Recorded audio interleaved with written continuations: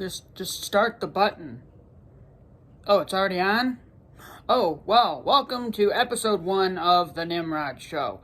I am Nimrod. The whole point of this show is to get laughs, giggles, guffaws, ha-has, ho-hos, hee-hees, and anything else that can come out your nose other than milk. I'm just trying to make the world a better place by making everybody laugh their butts off for a couple minutes. This show isn't going to be real long. I have other things I gotta do today. But we're gonna try to limit this to between 10 and 15 jokes per episode.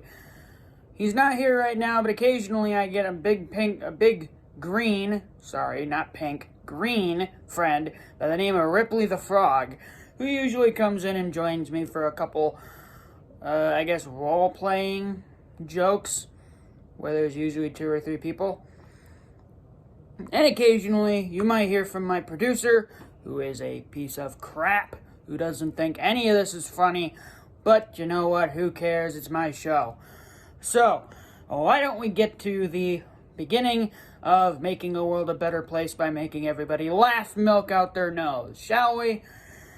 So, I heard the other day that a quest is a trip to accomplish a task.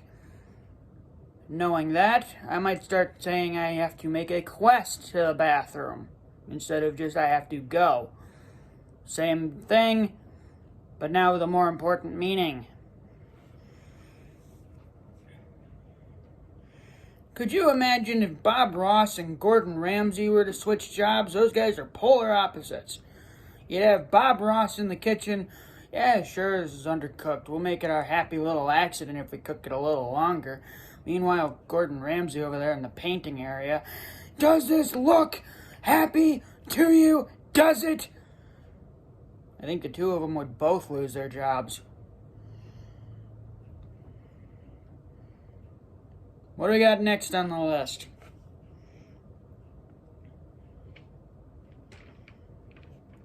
I saw a restaurant the other day that said, it said, bring your girlfriend, 5% off your meal. Bring your wife, 10% off.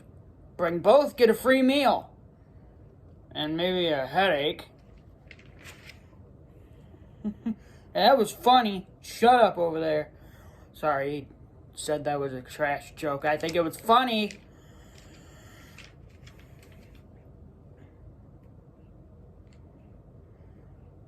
Yes, I do know what I'm talking about. Sheesh, I need a new producer already. It's show 1 and he's already blasting me.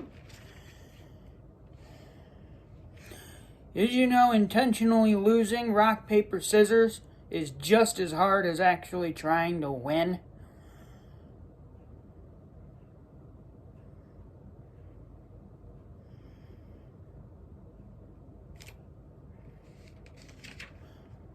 I don't need anything from the peanut gallery. Sorry, Ripley showed up and he's saying my jokes would be better if he told them instead of me. Piece of crap. I love the people I work with, but sometimes I wish they would all just go away. Then I'd be able to get something done around here. I have a lovely family, by the way. You should see them. I got a wife and a couple kids.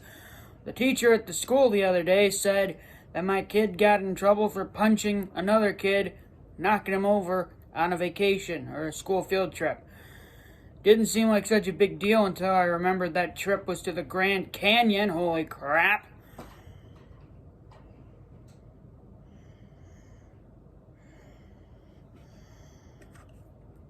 Found it on a TV the other day. There was a nice little notification on the screen advertising medicine. It said, do not take medicine if you're allergic to it. Boy, that seems like the most useless information in the world.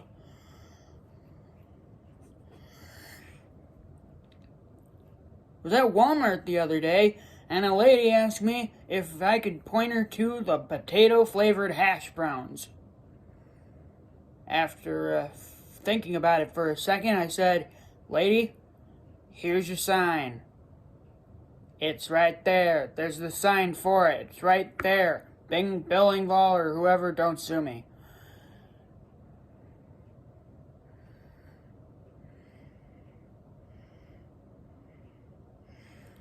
At church, I love church, by the way, my buddy switched to Christmas music with a blank copy of Miley Cyrus's Wrecking Ball sheet music and labeled it Christmas Meditation to see if the organist would notice.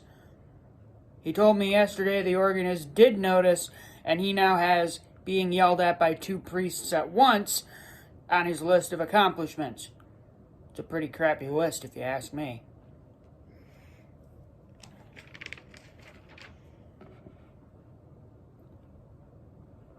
Had my friend told me that he was told he has nice legs by someone who did not have any legs and was in a wheelchair.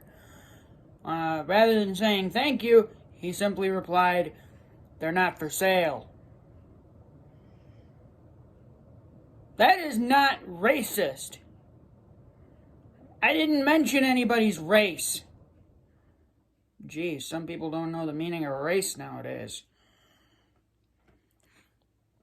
My dog peed on an electric fence the other day. He learned a rather valuable lesson in electricity.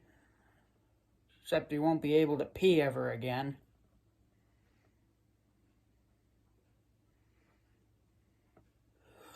I once went to a wedding where I saw the best man pee on the bride's gown during the ceremony and then sniff the maid of honor's butt during the reception. Of course, both of them were dogs, so I guess that made it a little more acceptable. Hey, I think I'm funny. Shut up over there.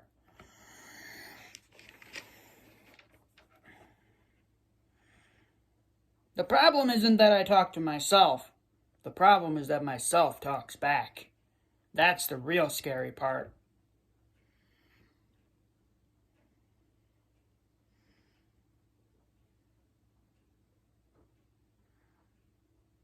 Sorry, I thought I heard myself behind me. Yeah, that's the weird thing, is I hear voices behind me sometimes, and the really scary thing is they're usually answering a question I just asked.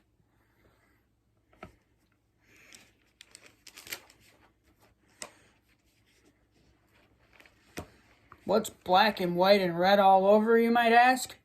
Other than my face? A bloody zebra. How would I know what a bloody zebra looks like? I saw Animal Kingdom. My wife went to the mall in Washington, D.C., you know, the national one, where there's the Washington and Lincoln monuments. Well, it's not a real shopping mall, but she still lost all my money. Somehow. Still trying to figure that one out. It's like a mystery. It's like, where did it all go?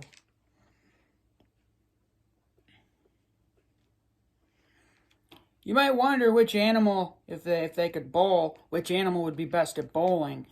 I'd like to think it's the turkey. They always get 3 strikes in a row, am I right? We really need a laugh track.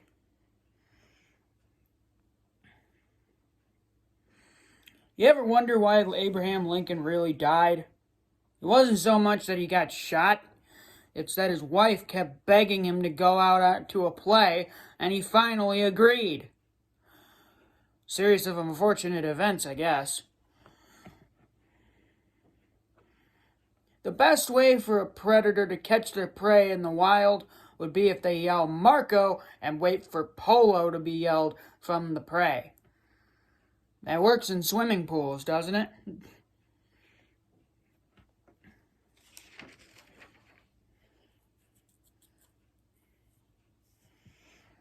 I drove here this morning. Wait a second, I don't have any legs. How is that possible? Actually, I don't have any arms either, so how is that possible? Will someone explain to me who wrote this crap? I didn't write it. Why would I write a joke that I don't have any arms or legs? And as we approach the 10-minute mark, and I think I've already done over 10 jokes, let me say something a little bit serious here. You may think Nimrod means idiot. It doesn't. No, sir. Nimrod means mighty warrior. It's from the Bible, the Hebrew Bible. I literally just said American Bible and thought about it. Like, wait a sec. America didn't invent Christianity. They just invented the 15 different sects of it. And even half of those are from Europe. What a ripoff. But no, it means mighty warrior. The original Nimrod was basically this badass hunter that killed everything it touched and was given basically near eternal life by God for being mighty and devoted to him. Somehow, I don't know how, it ended up meaning idiot, which unfortunately I think is the reason that they named me Nimrod. I am not an idiot. I resent that, and I will sue whoever named me this. Anyway, that's the first show. A little bit trashy if you ask me, but I hope you guys laughed at least once. I laughed a couple times. Kind of hard to hear. We really need a laugh track around here, guys. Might be able to bring Ripley in for the next show, but leave you with the one thought of... Let me think here. See, that's the problem. I can't leave you with a thought if I don't have a thought in my head. I think I'm losing my mind here. Remember, there's no such thing as anything other than potato-flavored hash browns. And if the hash browns don't taste like potatoes, call the health department. Thank you, and good night, good day, good riddance, adios. See you next time.